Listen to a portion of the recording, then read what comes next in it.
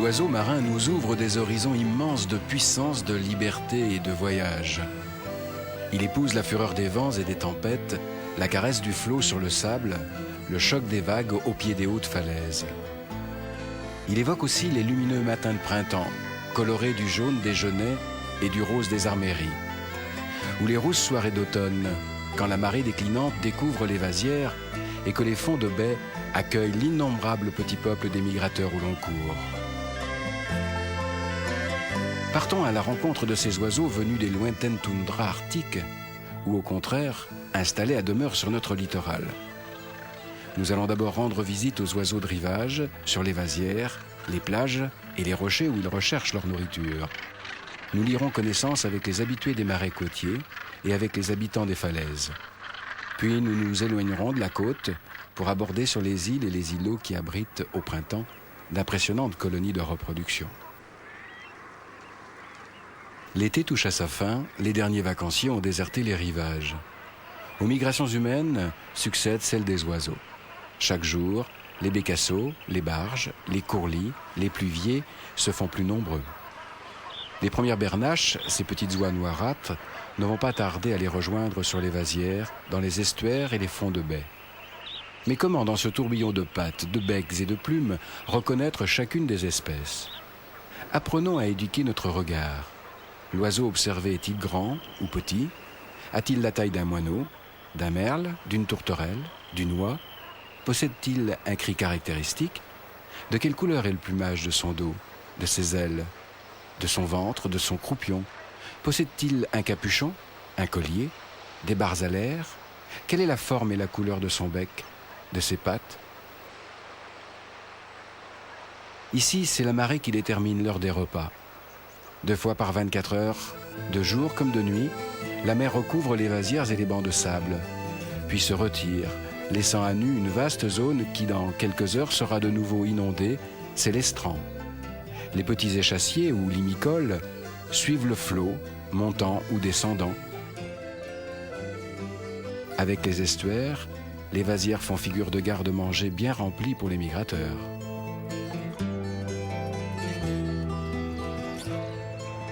Le bécasso variable forme des bandes parfois très nombreuses. Un peu plus petit qu'un étourneau, c'est le plus commun des petits limicoles qui migrent ou hivernent sur nos côtes. Le bec, très légèrement recourbé, est noir.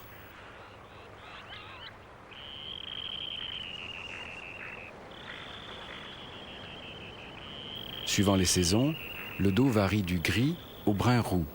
Et si en été ou à la fin du printemps vous observez un individu avec le ventre taché de noir, n'en déduisez pas qu'il a été souillé par le pétrole. C'est tout simplement un adulte en plumage nuptial. Le bécasso cocorli est doté d'un bec plus fort et nettement plus arqué. Les pattes sont aussi plus longues, le corps plus svelte. Le bec, caractéristique, permet d'identifier à coup sûr cet oiseau, beaucoup moins courant que le précédent.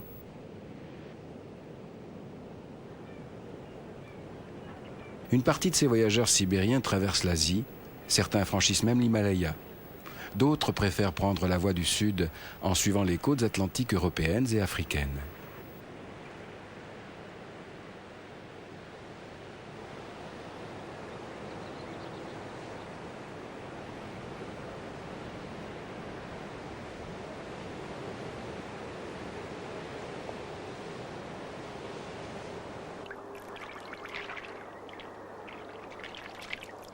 D'aspect plus massif, le bécasso maubèche atteint la taille d'un beau merle. En hiver, son plumage est gris, assez terne, mais son ventre vire au roux vif et ses ailes au brun écailleux quand revient le temps des amours.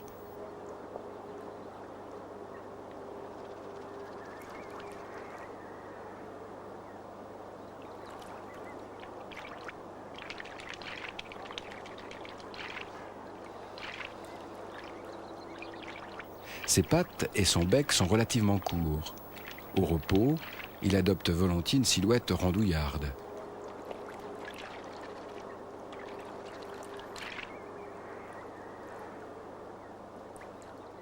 Le pluvier argenté pioche dans une catégorie légèrement supérieure. Il se tient généralement plus au sec que les bécassos. Il ressemble un peu à un gros maubèche, doté d'un corps plus massif et d'un bec plus court. Dressé sur ses pattes, il repère calmement sa proie à l'œil avant de courir la saisir. Quand il étend ses aisselles noires permettent de le distinguer de tous les autres petits échassiers de la vasière. De la taille d'une tourterelle, corps gris élancé, bec et pattes rouges, toujours très agité, le chevalier gambette ne passe pas inaperçu. C'est la sentinelle de la vasière. À la moindre alerte, il s'envole en poussant un cri flûté. Dans l'ouest, mais aussi en Camargue, il niche dans les marais et les prés humides.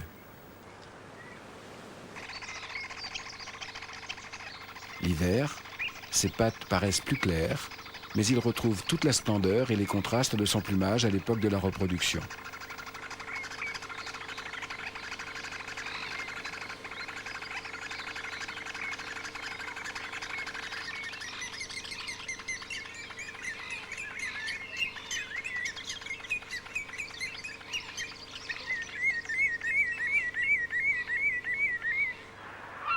Plus grand et plus pâle que le gambette, le chevalier aboyeur se reconnaît facilement à ses longues pattes d'un gris verdâtre et à son bec légèrement retroussé.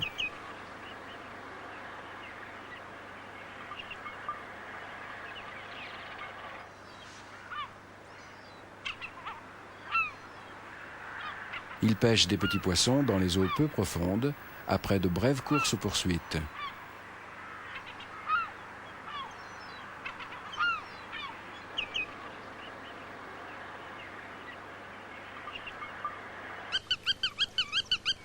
Le chevalier arlequin ressemble à première vue à un gambette de grande taille. Mais une bonne observation permet de détailler le plumage des ailes plus écailleux, les grandes pattes rouges et le bec étroit et allongé, dont seule la mandibule inférieure est marquée de rouge.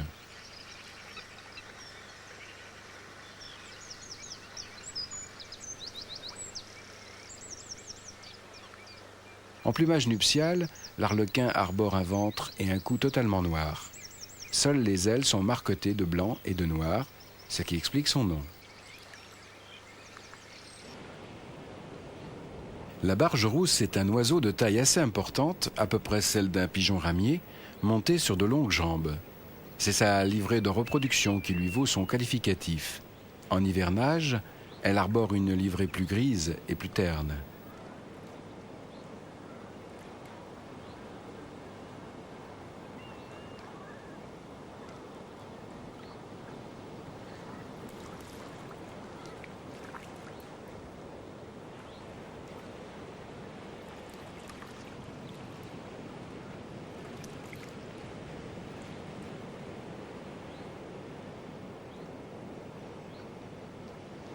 Son long bec, légèrement incurvé vers le haut, la distingue de sa proche parente, la barge à queue noire, dont le bec rectiligne est encore plus allongé et dont la silhouette fine adopte généralement un port plus dressé.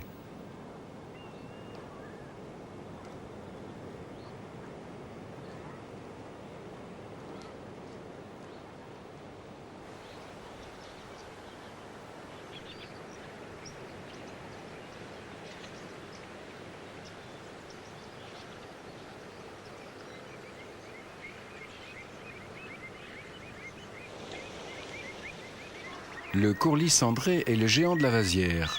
Son cri lui a valu son nom. Habituellement roulé et doux, il termine en un tri nerveux en cas d'alarme. Plus grand encore que les barges, le courlis est doté d'un bec caractéristique.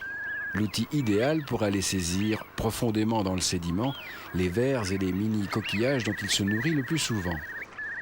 Il ne dédaigne pas les amphibiens, les reptiles et même à l'occasion les oisillons.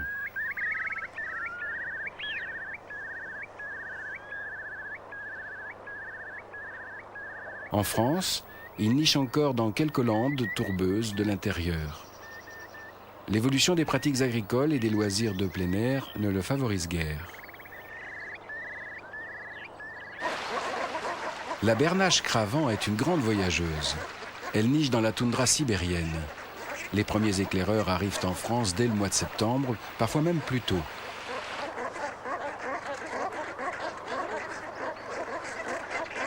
En novembre, décembre et janvier, Elles sont 50 000 à 100 000 sur les côtes de Manche Atlantique, du Calvados au bassin d'Arcachon.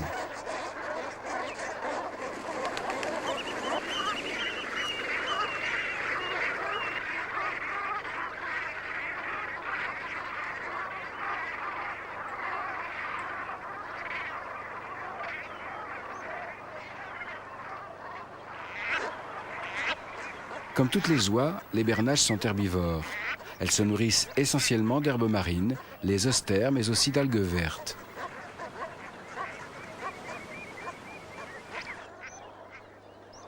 Le tadorne de Belon affectionne particulièrement les vasières et les estuaires. Plus l'hiver est rigoureux au nord de l'Europe, plus ses troupes sont nombreuses sur le littoral français.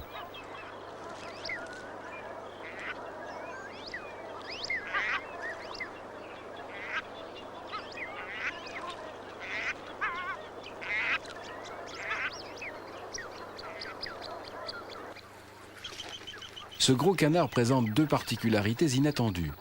D'abord, il niche dans un terrier. Ensuite, les petits de plusieurs couples sont souvent rassemblés en crèche. Au milieu de l'été, quand les parents vont renouveler leur plumage usé, plusieurs dizaines de canetons peuvent se retrouver sous la surveillance d'un unique couple d'adultes. Le canard siffleur n'a pas usurpé son appellation.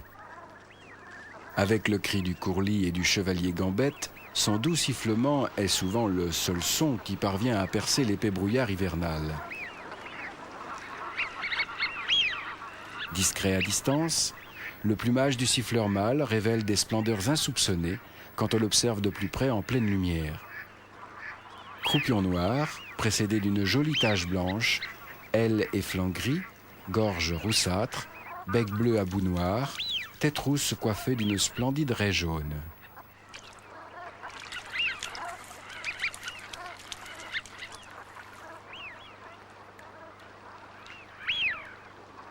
Cet herbivore est un opportuniste. Parfaitement capable de trouver seul sa pitance, il attend souvent que les bernaches aient arraché les austères pour se régaler des parties non consommées par les oies. La sarcelle d'hiver est le plus petit canard de nos régions.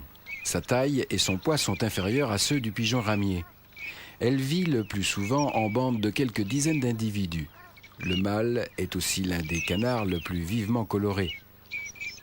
Cet oiseau hiverne en grand nombre sur le littoral de Manche Atlantique et de Méditerranée, mais niche aussi, en effectif plus réduit, sur les plans d'eau intérieurs. Le canard pilé mérite bien son nom latin de canard pointu. L'épithète fait surtout référence à la longue queue du mâle, en parfaite harmonie avec les ailes. C'est un canard répandu dans tout l'hémisphère nord. En Europe de l'Ouest, il quitte les lacs et les étangs à l'automne pour se rassembler dans les estuaires et les fonds de baies.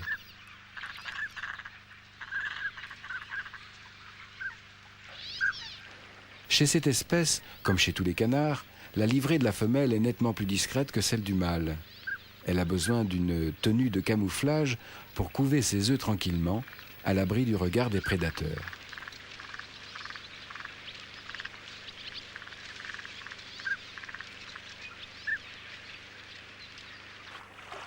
Le fuligule morillon appartient au groupe des canards plongeurs. Le mâle semble être de loin un canard à flanc blanc. Son régime, tantôt végétarien, tantôt insectivore, s'adapte aux ressources saisonnières. Sa huppe, de taille inégale suivant les individus et à peine esquissée chez la femelle, atteint son développement maximal bien avant l'époque des amours. Le milouin, très proche du morillon, atteint une taille plus importante. Grand plongeur lui aussi. Le milouin est surtout un herbivore, mais il ne dédaigne pas non plus les petits crustacés et les coquillages. Plutôt lié aux lacs et aux étangs d'eau douce, il ne cherche refuge sur le littoral qu'au plus froid de l'hiver, quand ses plans d'eau préférés sont pris par les glaces.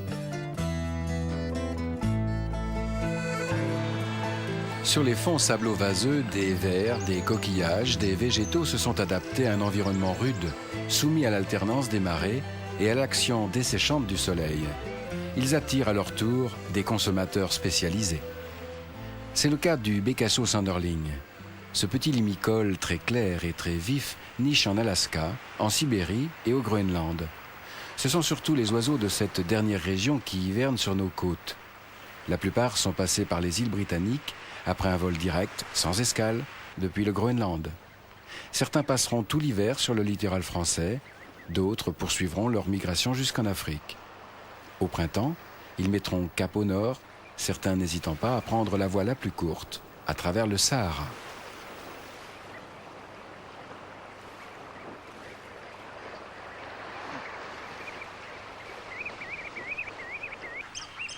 Un peu plus haut sur la plage, des petits oiseaux rondouillards arrivent souvent à passer presque inaperçus malgré leur plumage très contrasté.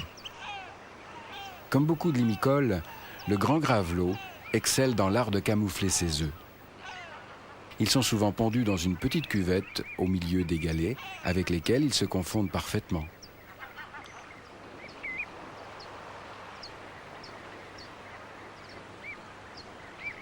Le jaune de l'année arbore des couleurs moins tranchées.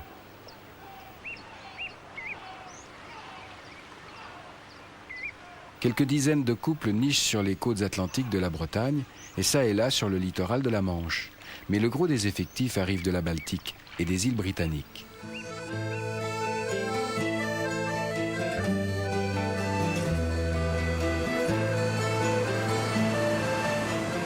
Sur les strands rocheux battus par les marées, la vie est tout aussi intense. La moindre fissure, la moindre petite mare résiduelle constitue un univers à part entière avec ses végétaux, ses herbivores, ses carnivores, ses nettoyeurs recycleurs. Là encore, quelques espèces d'oiseaux exploitent cette inépuisable réserve de nourriture. Le tourne-pierre à collier mérite pleinement son appellation. Ce petit limicole explore les rochers découverts par la marée où il n'hésite pas à fouiller sous les algues. Il fréquente aussi les grèves sableuses où il retourne les cailloux à la recherche de petites proies.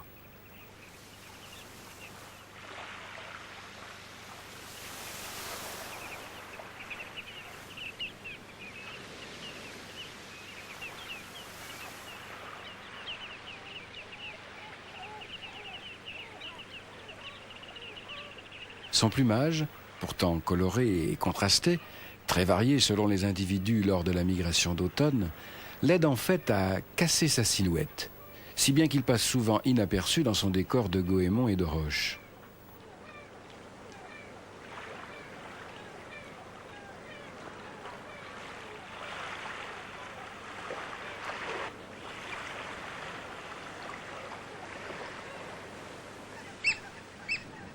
Impossible de confondre l'huîtrier pie, alias pie de mer, avec aucun autre habitué des rivages. Son bec et ses pattes rouges, plus claires en hiver, tranchent avec son plumage noir et blanc. Son robuste bec, en forme de couteau, lui sert à ouvrir ou à décoller très efficacement les coquillages soudés au rocher. Mais contrairement à ce qu'indique son nom, il est surtout friand de coques, de moules et de patelles et apprécie les vers marins.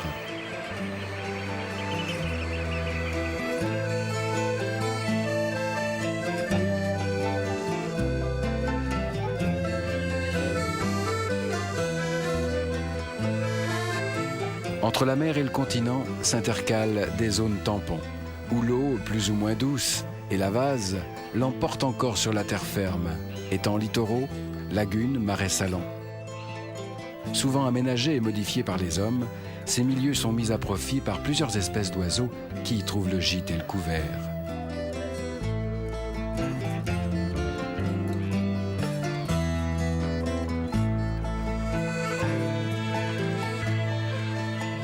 L'hiver, les vanneaux huppés se rassemblent en bandes sur les grèves, au bord des étangs littoraux ou dans les champs. Les troupes comptent parfois plusieurs centaines d'individus. De la taille d'un petit pigeon, le vanneau affectionne les pâtures et les vasières. Il y trouve les vers et les larves qui constituent l'essentiel de sa nourriture. Il installe son nid dans les herbes des prairies humides. Comme la plupart des limicoles, la femelle y pond 4 œufs. Le couple n'hésite pas à multiplier les vols d'intimidation et les détours au sol pour revenir au nid, bien camouflé. La prudence est héréditaire. À peine secs à leur sortie de l'œuf, les petits, en tenue de camouflage, quittent le nid pour aller se cacher à la moindre alerte.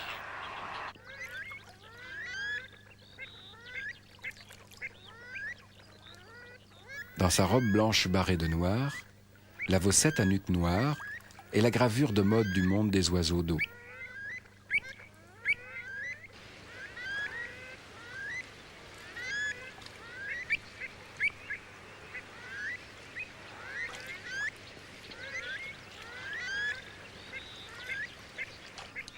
Mais ne vous fiez pas à sa fragile élégance, c'est un oiseau de caractère. Elle fréquente les fonds de baies et les estuaires en hiver. À l'époque des nids, elle tente d'intimider et pourchasse hardiment tous les croqueurs potentiels de poussins, quitte à entraîner les couples voisins dans l'expédition punitive.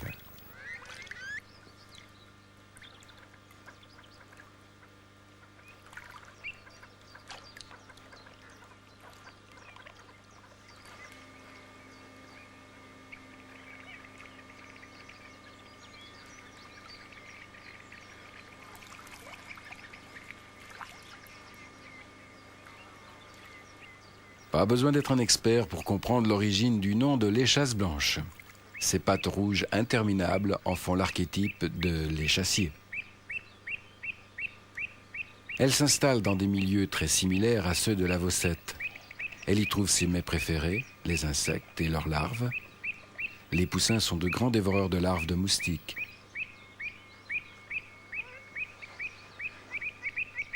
Malgré ses longues pattes et sa livrée contrastée, elle peut passer facilement inaperçue au milieu des autres habitués du marais.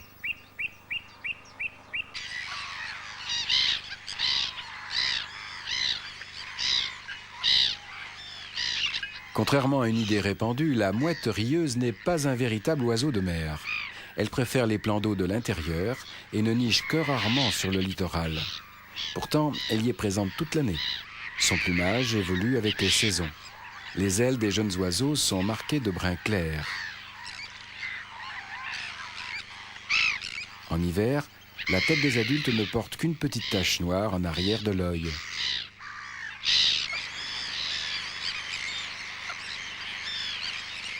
Dès le début du printemps, les reproducteurs arborent un capuchon brun chocolat.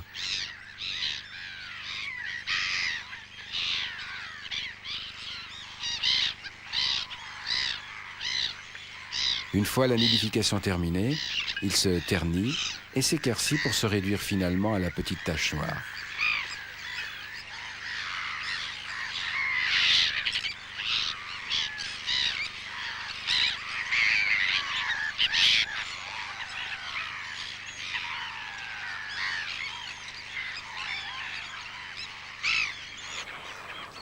Avec la spatule blanche haute de près d'1 mètre et dotée d'une envergure d'environ 1,20 m, on entre dans le domaine des géants du rivage. Elle niche dans les arbres des forêts marécageuses, souvent en compagnie des hérons. Mais l'hiver, on peut l'observer dans les estuaires et les baies, où elle chasse au toucher de son long bec en forme de cuillère les petits poissons et autres crustacés.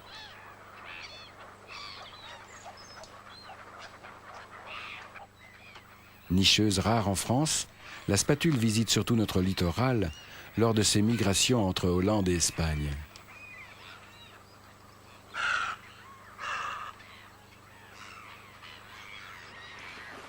Le héron cendré, autre géant des bords de l'eau, se trouve aussi à son aise sur les rivages bas que sur les rochers découverts par la marée ou dans les marais de l'intérieur.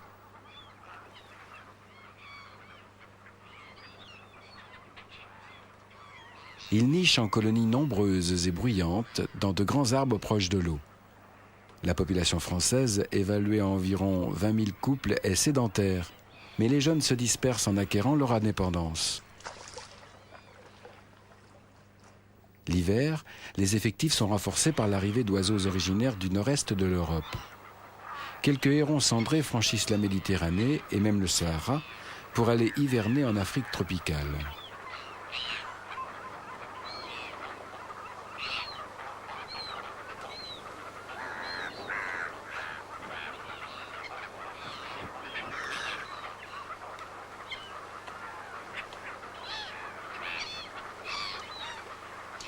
L'ibis sacré originaire d'Afrique est un immigré de fraîche date.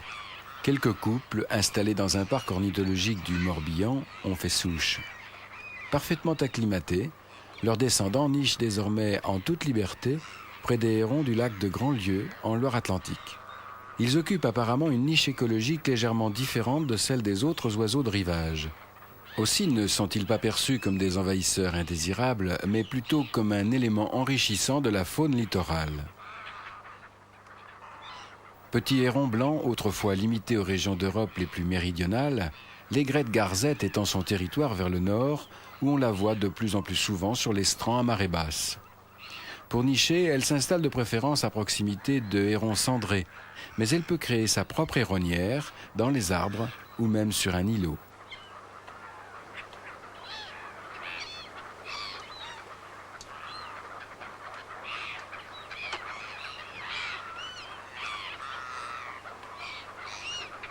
Cet élégant oiseau au bec et aux pattes noires, prolongé par des pieds jaunes vifs, préfère la chasse à courre à la pêche à l'affût.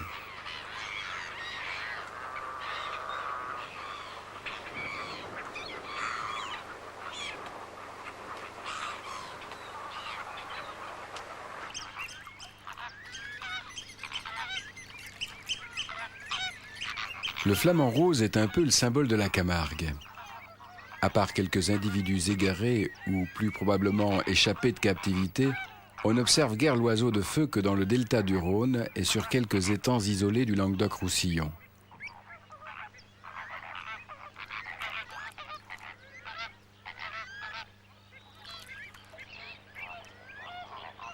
Il bâtit en colonies denses des nids de boue en forme de coupe. Mais c'est surtout sa technique de pêche, tête plongée à l'envers dans l'eau, qui fait son originalité. De son étrange bec, en sabot retourné, il filtre la vase salée, retenant au passage de minuscules crevettes.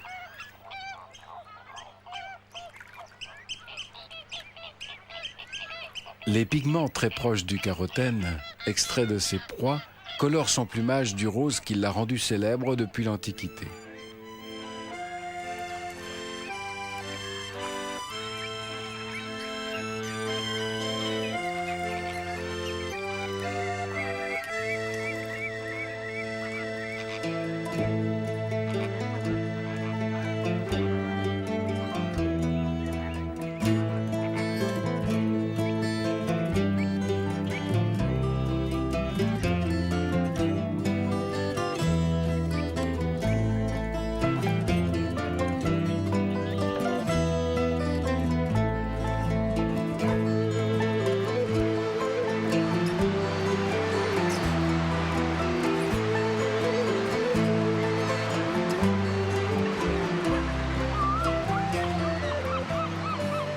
Les falaises plongent parfois directement dans l'eau profonde. Leurs façades verticales, balayées par les vents marins, sont riches en fissures, en cavités et en corniches, bien protégées des prédateurs terrestres. En prise directe avec les zones de pêche, avec vue sur l'océan à tous les étages, elles offrent de la base au sommet des sites de nidification très appréciés des oiseaux de haute mer. C'est au printemps qu'il faut visiter ces HLM marines. Les falaises restent quasiment vides d'occupants de la fin juillet à janvier de l'année suivante. Une fois les petits émancipés, les oiseaux prennent le large. Seuls quelques cormorans huppés et les inévitables goélands argentés fréquentent encore les hautes façades parcourues par des courants d'air glaciaux.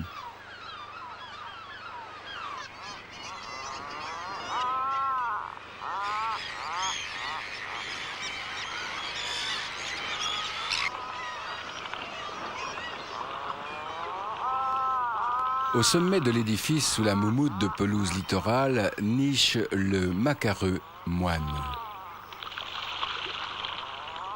On l'a surnommé perroquet ou même clown de mer en raison de ses yeux maquillés et de l'énorme bec bariolé qui lui sert de carte de visite et d'outil de séduction à l'époque des amours. Inlassables fouisseurs, les macareux creusent un terrier qui peut mesurer jusqu'à 2 mètres de profondeur. Le couple y élève, bien à l'abri des prédateurs, un unique petit qui grossit lentement grâce au menu de lançons généreusement fourni par ses parents.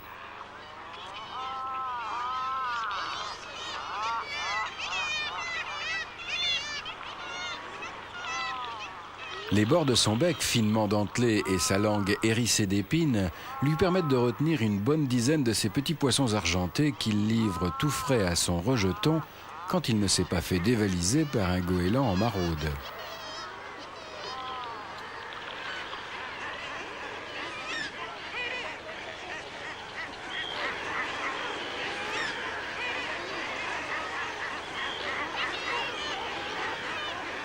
Le fulmar réside souvent à l'un des étages supérieurs de la falaise. Il apprécie les corniches assez dégagées. Sa grosse tête et ses ailes d'un gris sale, toujours raides, lui donnent l'air de surfer dans les courants d'air. Oiseau du grand large, il se nourrit de poissons, de petits calmars et de déchets flottants à la surface de l'eau. L'évolution l'a aidé, tout comme les grands pétrels des mers du sud, à résoudre ses problèmes d'alimentation en eau potable. Il possède, sur les narines, des glandes spéciales qui lui permettent de rejeter le sel absorbé en excès. Une usine de désalinisation portative en quelque sorte. Proche parent du macareux, le guillemot de Troil détient un triste record. Il est la principale victime des déballastages et des naufrages de pétroliers en haute mer. Il habite dans la paroi, quelques étages plus bas que le macareux. Une vire de quelques dizaines de centimètres de large lui suffit pour y déposer, à même la roche, un œuf en forme de poire. Mais quand il le peut, il s'installe en troupe compacte sur des corniches plus spacieuses ou au sommet de rochers plats. Pêcheur habile, le guillemot poursuit ses proies sous l'eau en battant des ailes, donnant l'impression qu'il vole sous la surface. Et comme il évolue souvent près de la côte, il s'expose à un nouveau danger, les filets dormants des pêcheurs.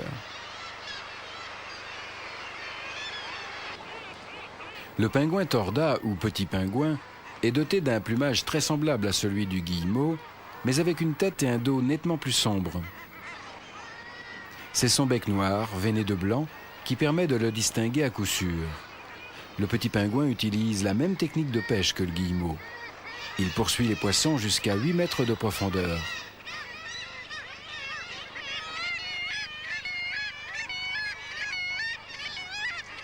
Il peut nicher comme son cousin sur des corniches, mais il préfère les failles, les abris sous les éboulis et les cavités plus ou moins profondes.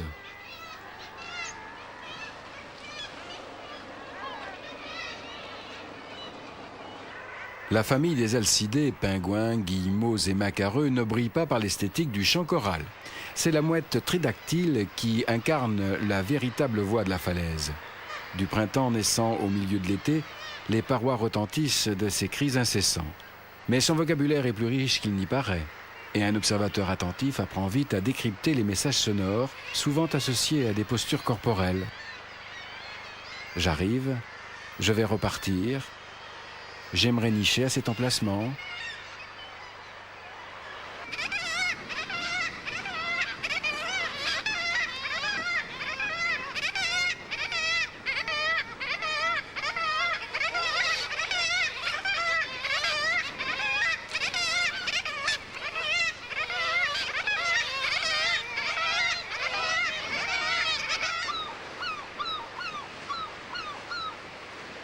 La falaise abrite d'autres locataires plus terriens que marins appartenant à la noire famille des corbeaux.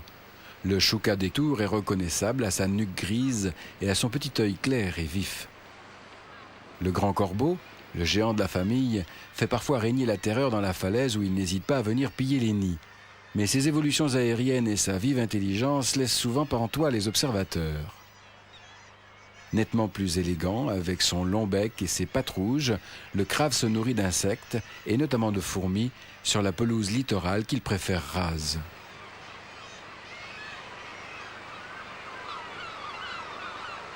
Plus bas dans la falaise, parfois juste au-dessus de la limite des plus hautes marées, niche le cormoran huppé. Ne vous laissez pas impressionner par son apparente austérité. En plumage nuptial, il fait preuve d'une rare élégance dans sa tenue noire, infusée de vert bronze, sur laquelle se détachent de magnifiques yeux vert émeraude et le jaune vif de la commissure du bec. De novembre à mai, il arbore un toupet de plumes tout à fait typique. Il se nourrit de poissons capturés au cours de plongées parfois profondes.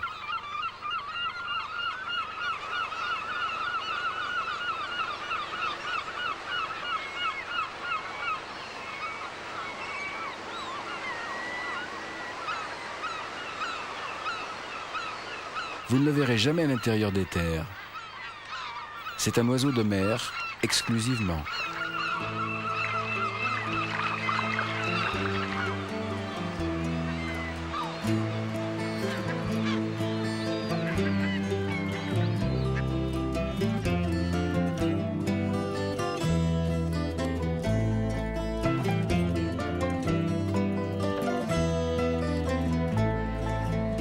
d'Eider à duvet évoquent l'Islande, l'Écosse ou la Scandinavie. Ils nichent pourtant aussi discrètement sur quelques îles atlantiques de Bretagne. Mais en hiver, ce sont surtout les oiseaux venus du nord qui stationnent à proximité de nos côtes, sans s'aventurer trop près des rivages. Le garrot à œil d'or, petit canard élégant à la silhouette arrondie, est comme l'Eider un plongeur émérite. Comme presque toujours chez les canards, le mâle arbore un plumage plus éclatant que celui de la femelle. Il niche dans les lacs et les étangs perdus dans les forêts du nord de l'Europe, au sud du cercle arctique. L'automne le ramène sur nos côtes. Il plonge pour des apnées de 15 à 30 secondes à la recherche de petits crustacés, de poissons et de vers marins.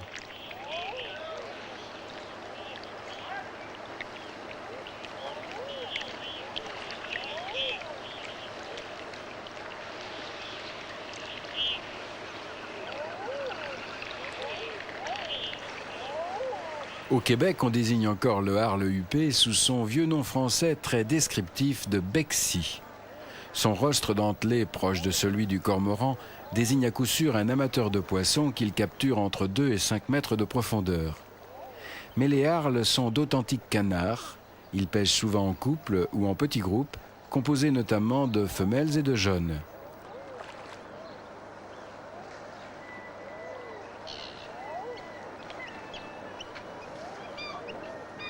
Comme le garrot, le harle est un nicheur des contrées septentrionales qui vient passer l'hiver sur le littoral d'Europe de l'Ouest. Le Millouinan est en hiver le plus marin des fuligules. Comme l'Eider, le harle et le garrot, on peut le rencontrer entre la terre ferme et les îlots, même s'il apprécie les estuaires et les vastes baies. Le Millouinan plonge en quête de coquillages, de vers marins et quelquefois de poissons. Les oiseaux qui passent la mauvaise saison le long des côtes françaises sont essentiellement originaires d'Islande.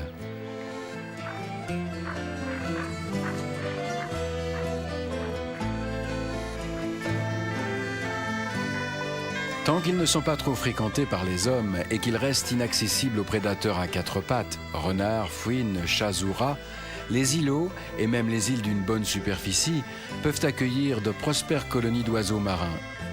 Ils servent aussi de halte migratoire, aussi bien aux oiseaux de mer qu'aux petits passereaux. Le bécasseau violet fait partie des migrateurs qui affectionnent particulièrement les îlots rocheux en hiver. Mais il peut parfaitement passer inaperçu, tant sa livrée lui permet de se confondre avec son environnement.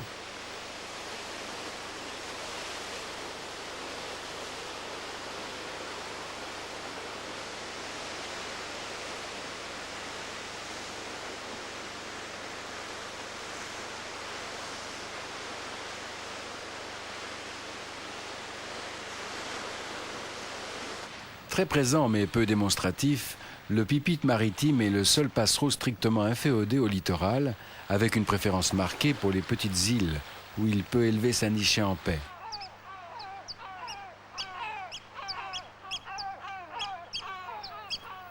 On rencontre parfois le traquet moteux, beaucoup plus agité, qui installe souvent son nid dans des fissures de roches ou de vieux murets.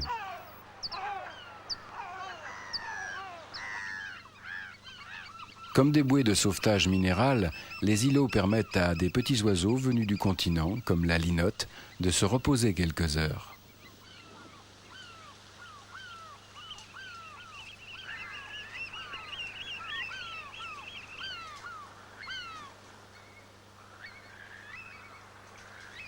Le grand cormoran pêche en plongeant à partir de la surface.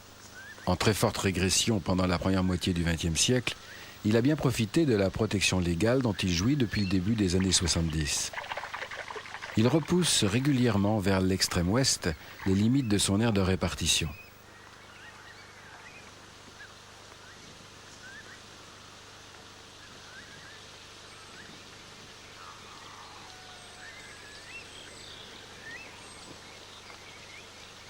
En principe, les oiseaux à nuque, voire à tête blanche, appartiennent plutôt à la sous-espèce continentale qui vit sur les plans d'eau intérieurs d'Europe et d'Asie. La sous-espèce maritime garderait une tête plus sombre. En fait, cette distinction est aujourd'hui très discutée chez les spécialistes de l'espèce. La sterne pierre-garin s'installe aussi bien sur les îlots maritimes que sur les bancs de sable de nos grands fleuves. Cet oiseau élégant, au vol léger, pêche du menu fretin en piqué, comme tous les membres de sa famille. Elle gratte une petite cuvette dans le sable, souvent à l'abri de la végétation. Elle y pond de 1 à 3 œufs de coloration variable. Les poussins s'envolent environ 3 semaines après l'éclosion, mais ils restent dépendants de leurs parents durant plusieurs mois.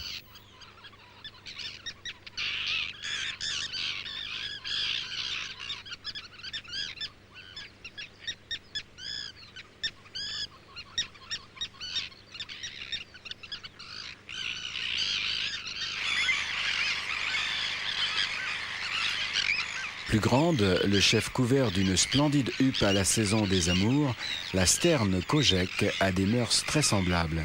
Son vol est beaucoup plus vigoureux que celui de la pierre garin. Elle plonge aussi de plus haut.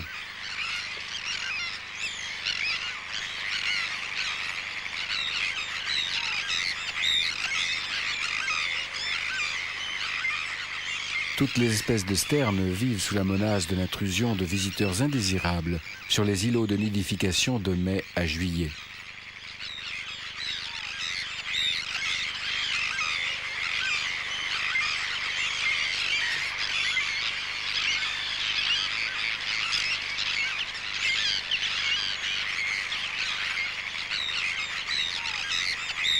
Comme son nom l'indique, la sterne naine est le petit poussé. Son bec jaune est finement taché de noir à la pointe.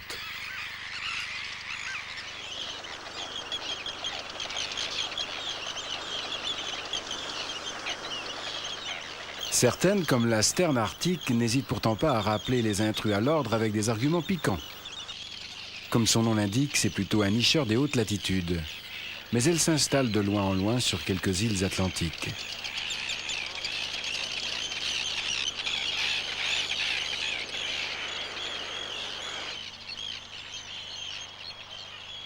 Comme toutes les sternes, l'Arctique est une adepte du cadeau de fiançailles, un petit poisson donné par le mâle à la femelle convoitée.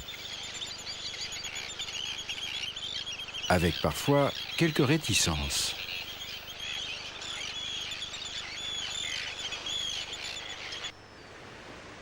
Revêtu d'un manteau bien noir, les pattes rose pâle et la taille imposante, un peu supérieure à celle de la bernache cravant, le goéland marin est le maître de l'île.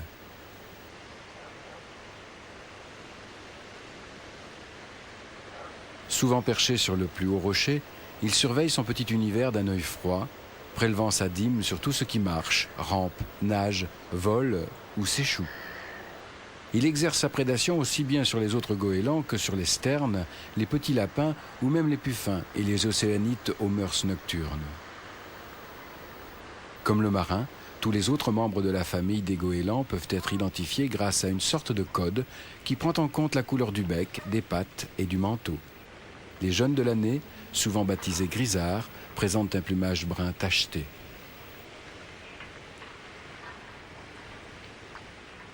Ainsi, le goéland argenté, de loin le plus commun, présente-t-il un dos gris, des pattes couleur chair, un bec jaune tacheté de rouge.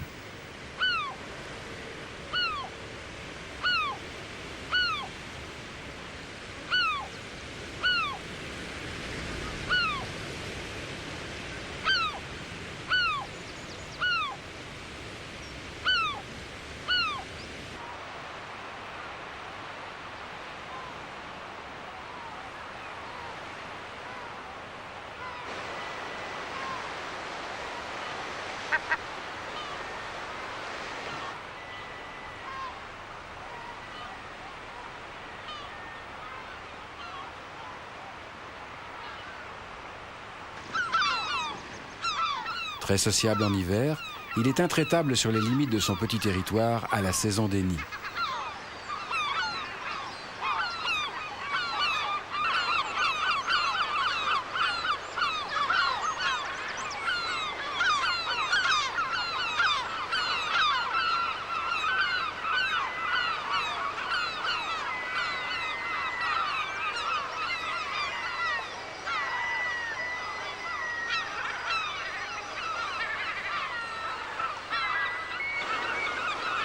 Il peut être pêcheur-collecteur, voleur de proies, charognard et même tueur de poussins, y compris ceux de sa propre espèce.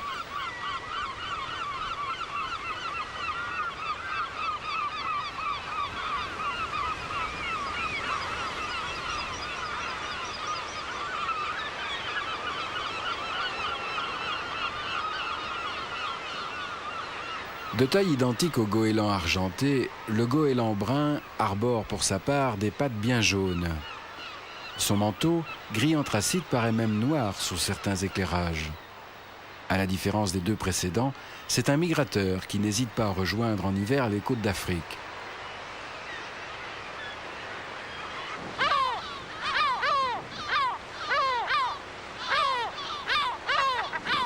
Mais le printemps le retrouve nicheur sur nos côtes, souvent très près de son cousin, le goéland argenté.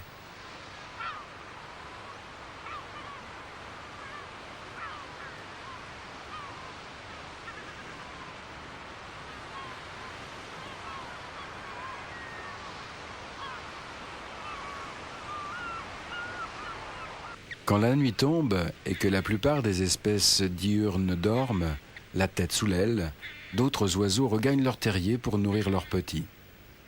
Jusqu'à une date récente, l'océanite tempête était mieux connu sous le nom de pétrel, une appellation justifiée par sa façon de volter au ras de l'eau, les pattes touchant régulièrement la surface. Les ornithologues attendent son retour pour procéder aux bagages et aux examens scientifiques de façon à suivre l'évolution des rares colonies françaises.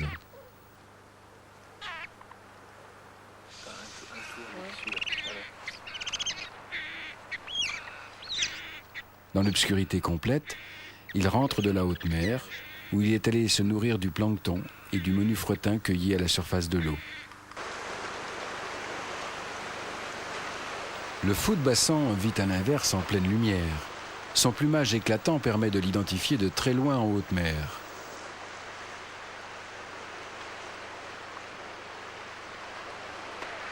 Les fous s'assemblent en colonies fort nombreuses, dont la plus méridionale, dans l'archipel des Sept-Îles en Bretagne, ne cesse de s'étoffer.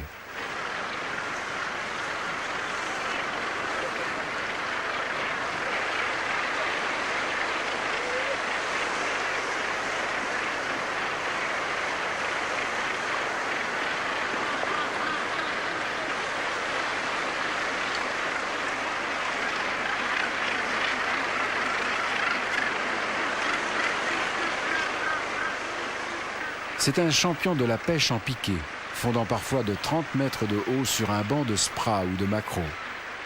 Il replie ses ailes une fraction de seconde avant de toucher l'eau pour pénétrer comme une flèche dans l'élément liquide.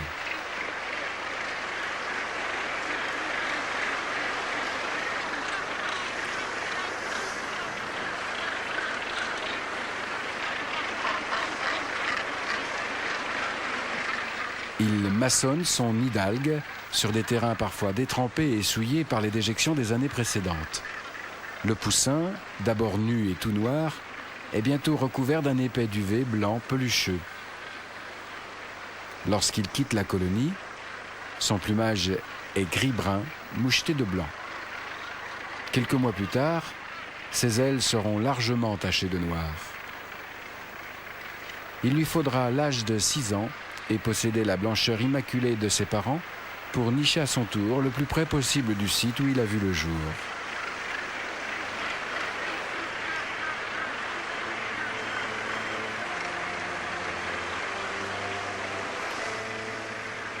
Les oiseaux de mer et de rivage ne nous appartiennent pas. Ils sont une part vivante d'un patrimoine mondial dont nous ne sommes que les gardiens à temps partiel. Apprendre à les connaître, détailler la diversité de leurs formes, de leurs couleurs et de leurs mœurs, nous permet de mieux les comprendre et d'assurer efficacement leur sauvegarde. En échange, ces voyageurs sans frontières, ces arpenteurs d'infini, nous offrent des trésors de rêve, d'émerveillement et de bonheur.